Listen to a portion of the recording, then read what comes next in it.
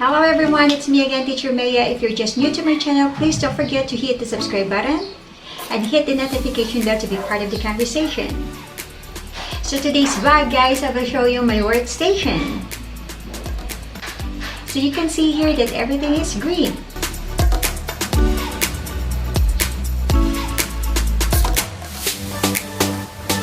So this is my workstation, guys. You can see here that everything is green. You know, I'm a certified plantita as well.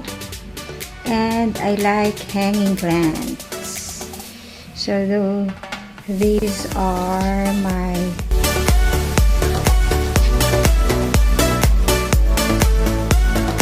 collections, my plant collections. So nilalagyan ko dito, guys, ng mga indoor plants.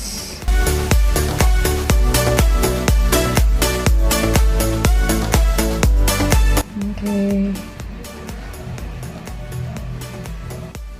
My spider plant.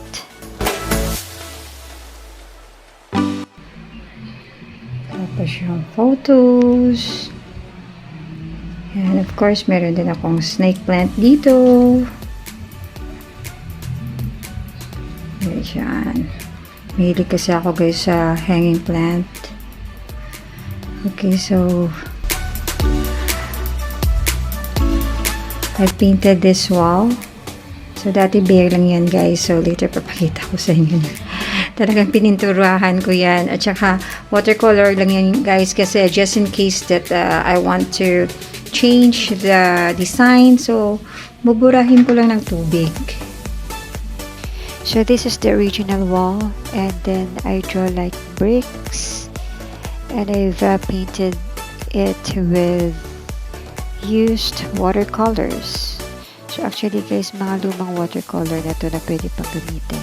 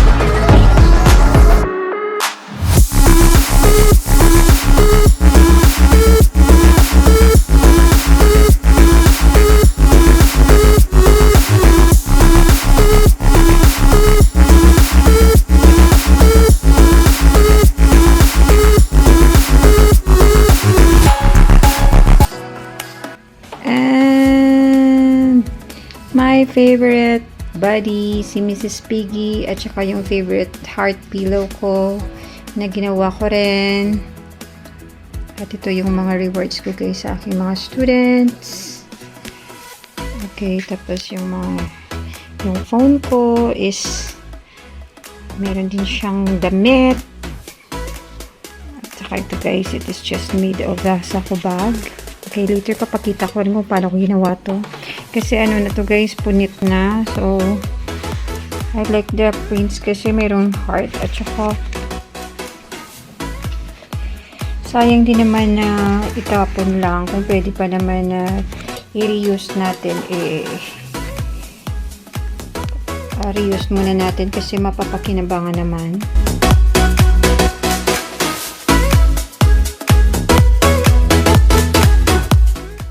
Dapat lang natin maging creative.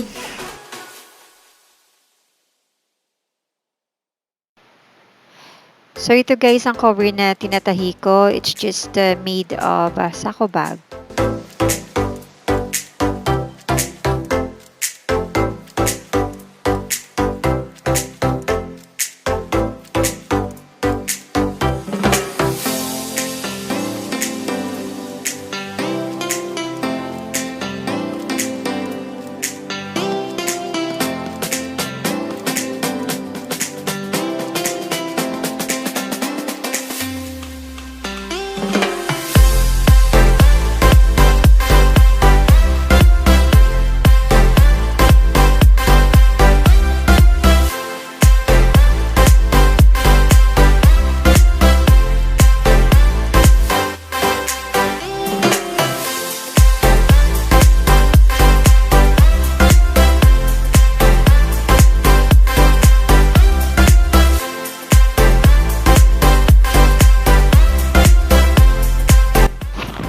So, ito na ang cover na gawa ko, guys.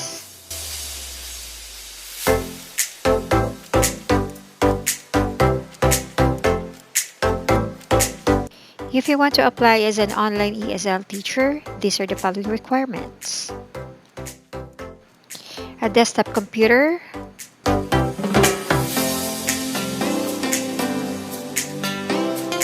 and a noise-canceling headset.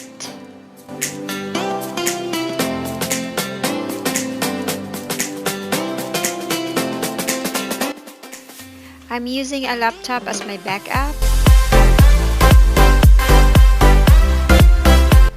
with noise cancelling headset as well. And I'm using a keyboard also.